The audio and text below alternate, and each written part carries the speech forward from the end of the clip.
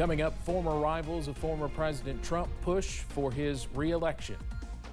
Dedicated to Eastern and Southern Kentucky, this is WYNT Mountain News at 11. Good evening, and thanks for staying up late with us. I'm Steve Hensley. Day 2 of the Republican National Convention is wrapping up in Milwaukee. The theme of the night was crime and safety. Some big-name Trump allies who were once his political rivals were on stage tonight. CBS's Natalie Brand reports from the convention in Milwaukee, Wisconsin. On the second night of the Republican National Convention, former President Trump's one-time rivals are rallying around him as he prepares to carry the party's mantle into the November election. Former President Trump and his running mate, Ohio Senator J.D. Vance, returned to the convention floor Tuesday night, a day after receiving their party's nomination. Nikki Haley, who is Trump's longest-lasting challenger during the primary season, spoke Tuesday night. The former UN ambassador was added to the lineup following Saturday's assassination attempt. During the campaign, she had called Trump unfit for office. Tonight, she called for unity. I'm here tonight because we have a country to save. And a unified Republican Party is essential for saving her. Also set to take the podium, Florida Senator Marco Rubio, who opposed Trump in 2016, but is now a staunch ally and was even on his short list for VP. The theme of day 2 here at the convention is safety. Among the speakers, a mom who lost her son to fentanyl-laced pills. I had those conversations with him, and fentanyl still found my son. And on February 27th, 2022, our lives were shattered, and our baby was gone. Florida delegate Rebecca Harari says for her, getting tougher on crime is a priority. Where would we be without a safe country? And obviously the way we are right now is exactly that answer. What would you like to see change? We need more police. We need to refund the police.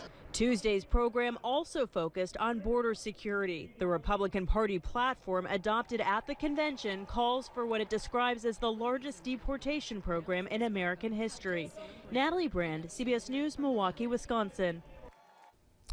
The Trump campaign announced former President Trump and J.D. Vance will hold their first rally together Saturday evening in the battleground state of Michigan. It will be Trump's first rally since last Saturday's attempted assassination in Pennsylvania shocked the nation. Ohio Senator J.D. Vance's political climb could bring more attention to Eastern Kentucky. Vance was selected as Trump's vice president on the November ballot. He has family ties to the Breathitt County area. Library director there, Stephen Bowling, says Vance still visits and owns property in the area. Bowling says no matter who is elected, he just hopes they will remember people in this region are still in the flood recovery process. Still have many issues in Breathitt County, in Knott County, in Perry County, Letcher County. People have moved on with their lives, but the flood isn't over.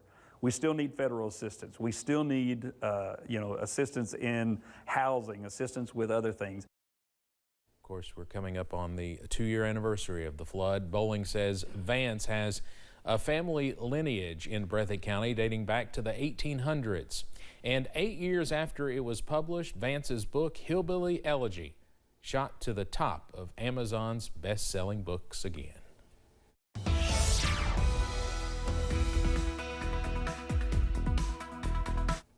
All right, take a look here at live pinpoint Doppler radar as we are seeing a line of showers and thunderstorms off to the west of us that is producing a severe thunderstorm warning just to the south of the Louisville area. This is something that we'll be keeping an eye on as we go into the next several hours. As a matter of fact, a new severe thunderstorm warning just popped up here.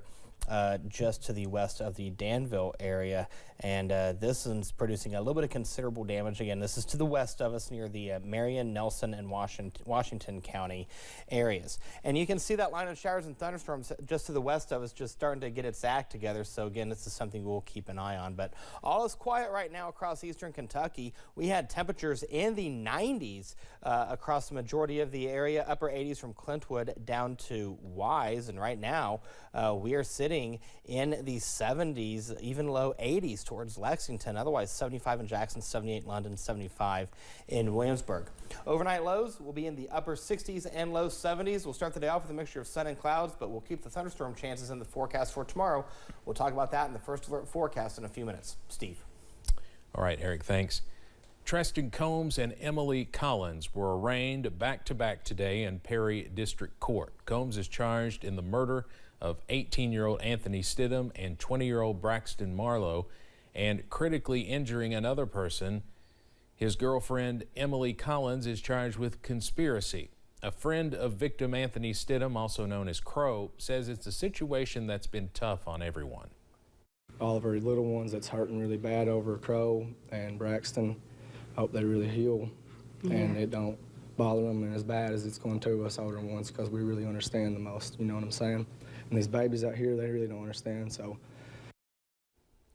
A not guilty plea was entered for both Combs and Collins. Both are being held without bond, and officials say they do not anticipate any bond changes. 2 people were arrested earlier this week in connection to a fire truck crash in Leslie County that left a firefighter dead last October. Austin Turner was the assistant fire chief for the Coon Creek Fire Department and was driving the truck that crashed on the way to a call. He is now charged with murder and wanton endangerment. Regina Huffman was trapped in the truck when first responders arrived. She died at Mary Breckenridge ARH. This is also where Turner was found. Shane Wilson with the Leslie County Sheriff's Department says they gave Turner a blood test and found alcohol in his system. Anytime somebody dies in a motor vehicle accident, it's pretty severe. This being a first responder in the county, we are held up to a higher standard. So we took all precautions and before we made the arrest. Turner's mom, Ethel Turner, was also arrested for tampering with evidence. We have more about this case on WYMT.com. A mistrial was declared Monday night in the case of a former Pike County prosecutor charged with murdering his wife. There was a hung jury in the trial of Donald Kyle Deskins. In addition to a murder charge, Deskins was also indicted on 2 charges of tampering with evidence. A status hearing is now set for August 1st at 9 a.m.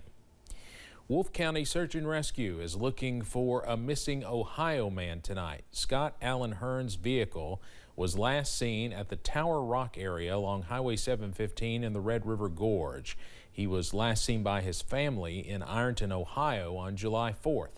Hearn is 48 years old, has green eyes, light brown hair, 5'9", 275 pounds. Search teams will be brought in tomorrow if weather permits with dogs. If you see him, you should contact dispatch at 606-668-6757. In Pulaski County, the sheriff's office is warning people about a phone scam. The scammer pretends to be from the sheriff's office and tells you that you missed jury duty. The call appears like it's coming from the sheriff's office, and sometimes they use actual deputies' names. The Pulaski County Sheriff's Office will not contact you by telephone about jury duty. If you think you did miss jury duty, call the Pulaski County Circuit Clerk's office. A new program to register vehicle titles is making progress, but county clerks to car dealers are still having major issues. Kentucky lawmakers were briefed on the CAVIS system today. The program was put into place in January and was designed to simplify the car title and registration system. WYMT's Phil Pendleton tells us what lawmakers were told in a special interim committee meeting about the challenges with the system. And I'm Susan Lamb. The Fayette County Clerk was joined by others Tuesday in telling lawmakers that the CAVIS program is seeing improvements in registering car and truck titles. Renewals are running smoother, and we aren't experiencing the long lines like we did the first several months. Transfers are still running slower because of the additional steps required. But the Jefferson County Clerk says that her situation is a little bit different from some of these other county clerks. She says they're still having a lot of problems solely based on the number of car dealerships in Jefferson County. She says they have 300, and she says often the situation has become so heated that deputies have had to be called in. Bobby Holzclaw says the backlog of work forced 2 offices to be closed. She said dealers tell her that it's killing their business. Who was saying that they were going to have to move from Kentucky over to Indiana because they can't afford it. Car dealership problems aren't just in Louisville. Representative Tom Huff is a dealer and says he has 25 cars ready to sell, but with no paperwork, they're not on the lot. Well, I've got inventory that I've invested money in that's currently unsellable, you know, and the inventory on my lot is very low. He says he's losing sales because he has what customers want, but he can't sell until the paperwork is done. It's really stalled us. Like I say, we're probably losing sales. Transportation officials say they hope by next month rebuilt titles can be processed within a week. Frankfort, Phil Pendleton, WYMT Mountain News.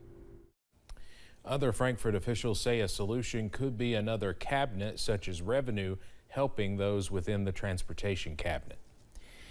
Things changed for drivers in the Commonwealth Monday. The expanded move over law went into effect. The new law says drivers must now move over for anyone that is stranded. Previously, the law only required drivers to move over for law enforcement, roadside workers, and tow truck operators. One towing company owner in the region says this gives him more peace of mind. Yeah, the main thing is that people has to respect our caution lights, beacon lights, flasher zone. You know, that's very important. There is so many tow truck drivers run over on the highways every year. Officials with the Kentucky Transportation Cabinet remind folks to not drive distracted and be on the lookout for stranded drivers. KCTCS students will be getting a hand up thanks to some generous donors. More than 1,000 donors in 27 states rallied together to raise more than $1.5 million in the first annual KCTCS Giving Day. Money will be used for need-based scholarships, food pantries, emergency aid, and enrichment programs at the state's 16 community and technical colleges. The goal is to help students ease their financial needs. Coming up on Mountain News at 11, the challenge Kia and Hyundai owners face as some insurance companies raise prices and some policies are not even renewed. And we had temperatures today in the 90s, but I'm keeping an eye on a severe thunderstorm warning just to the west of us. We'll talk about that coming up in a few minutes. Stay with us.